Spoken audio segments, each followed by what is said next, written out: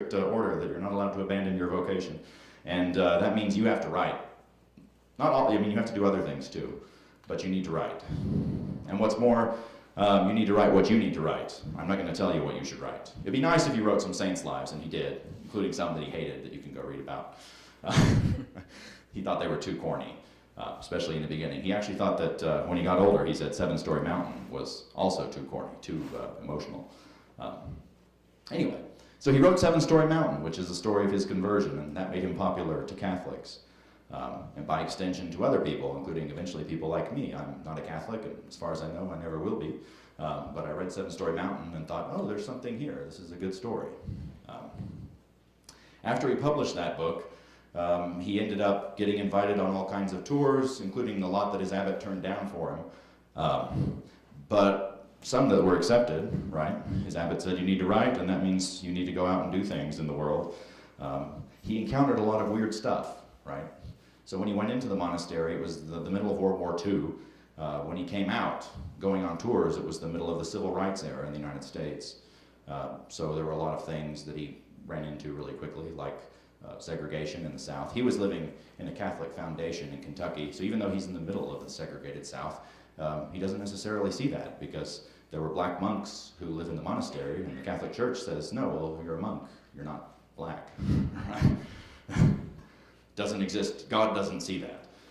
But then he goes out into Louisville, or even worse, right, goes far away, starts corresponding with people, including some people who were close to the kings, Martin Luther King and his wife Cecilia, had people who corresponded with Thomas Merton.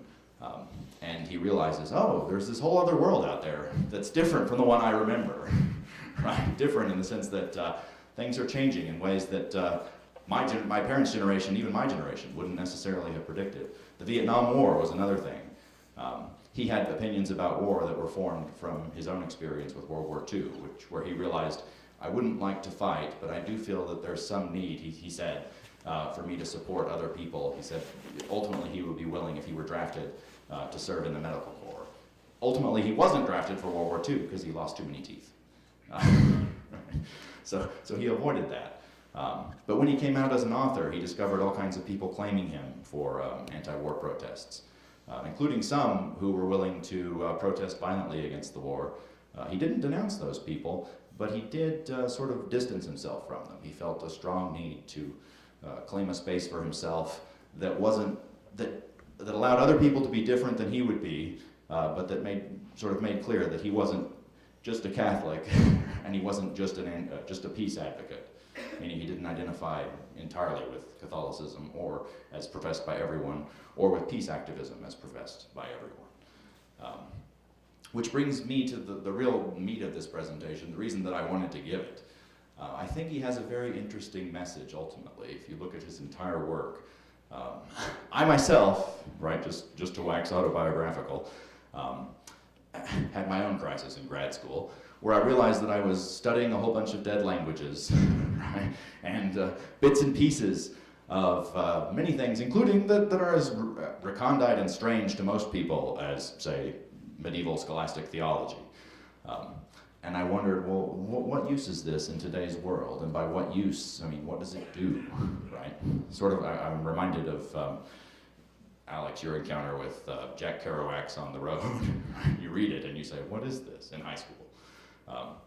Well, in grad school, I'm reading stuff like, say, Sallust, or even the Iliad or Plato, and I'm asking myself, what is this? How am I going to share this with people? What does it mean? And Thomas Merton took me to a place where I sort of flounder around and read a bunch of people trying to understand what this is for so many different people. Thomas Merton is one person, I think, who has a good handle on what some of this stuff is.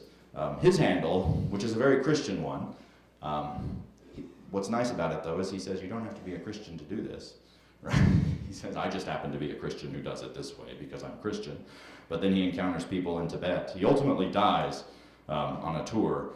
He made a tour to Asia finally. He met the Dalai Lama, spent some time in India, and wound up in Thailand where he was addressing Benedictines, Tibetan monks, and Taiwanese and Hindu monks at a giant conference where they discussed monasticism in the modern world, what it means, if it's relevant at all. He thought it was. His talk was something about the dialogue between Christians and communists, which at the time in Asia was a big deal because of Maoist China and, of course, Vietnam. Anyway, he died there suddenly in the middle of the conference. Hopefully none of you will do this.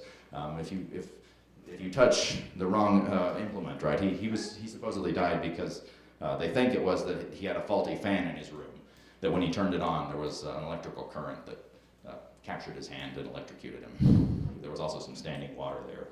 So the perfect accident, right, brought an end to this American's life outside of America, right? He was born in France, even though he's an American, and he died in Bangkok. Right? There's another irony there, that he managed to cover so much of the globe in a life that was actually mostly spent in rural Kentucky. That's where he spent more years than any other place, living in this Trappist monastery. It's called Gethsemane, by the way. Still there. It's one of the biggest abbeys in the United States, and in this order, it's probably the biggest in the world. But his ultimate message was, from all the correspondence that he had and all the stuff that he kept on writing his whole life, right up until the end. He had a whole lot of notes for books that never got written, that have been coming out since his death, right? People have edited them. Fortunately, the Abbey of Gethsemane is a little bit nicer about saving stuff. Monks have a long tradition of saving everything, including worthless things. And it turns out some of them are very interesting. So his papers have been saved and edited and are now coming out. And in those papers, he says that the real purpose of life, as he sees it, is to take an interior journey into yourself. Writing, what he noticed about himself was that he wasn't the same person every time he wrote, that he was someone different. And he would often recognize things in what he said when they came back to him, like with Seven Story Mountain especially. People would come back and tell him the Thomas Merton they found in those books, or that book in particular, and he would say, yes, I remember that Thomas Merton. He had some problems. He was messed up. You need to get past him. I need to get past him. I wrote him down so that I could struggle with him. And I think that's a really useful thing to think about when you're collating, creating, and more than anything, trying to explain this thing or these things that we call arts. What are the arts and how are they useful? Thomas Merton would say they're signs. They're symbols that point to a journey that each of us has to make, that we have to make on our own, and we make it by living. This thing called contemplation for him is essentially what we do every time we look at a piece of art, every time we improvise, every time we try to make sense out of any situation or landscape where we may happen to be. We are taking certain things as symbols and using them to interpret everything else, including the things we don't see. Right? This room right now has all kinds of symbols in it that I'm simply ignoring, in some cases because I can't see them, in other cases because I don't know what to do with them. I'm imposing order on them by ignoring them. And Merton would say, that's fine, that's what we do. But I need to give you space. I need to give you a place to interpret it differently than I would. Anyway, and that's the end. Yeah, that's the end. I remember you said 125, right? So I'm already gone. I don't need to get any farther than that, really, to give the point. If I did quote one more thing, it would just be the last piece, the last thing, well, not the last thing that he wrote, but among the last things that he wrote that he actually published was a translation from writings by a Taoist monk that some of you may have heard of, Chuan-Tze. This is from the Chuan-Tze, which is his book that Merton translated with a friend. Right? He didn't speak Chinese himself, although he did try to learn how to read classical Chinese. That was one thing he was trying to do when he died. But he got his friend to translate for him, and he rewrote in English this passage from the Chuan-Tze. The master came at his right time into the world. When his time was up, he left it again. He who waits his time, who submits when his work is done, in his life there's no room for sorrow or for rejoicing. Here is how the ancients said all this in 4 words. God cuts the thread. We've seen a fire of sticks burn out. The fire now burns in some other place. Where? Who knows? These brands are burnt out. So one thing that Merton would say about himself was that he was an existentialist and a Christian.